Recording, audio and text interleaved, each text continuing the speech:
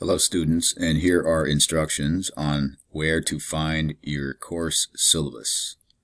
So if you look on the left side of your screen in Canvas and you go to Syllabus here, you click on this, I click, and this will take me directly to my course syllabus. All the information about the class is here. Course description, required materials, objectives, and everything else. Okay. Another way to find your course syllabus is from the home page. So from the home page, I go to course info here, or from this link. So I click on this, and it will open my course info page.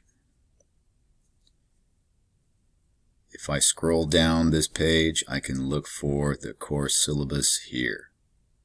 I click on this, and my course syllabus will appear. So here is the link to the course syllabus. I click on here, or here, or here, and the course syllabus opens again, the same page. Okay, all the information is here. So please check it out so you can do your assignment. Thank you very much.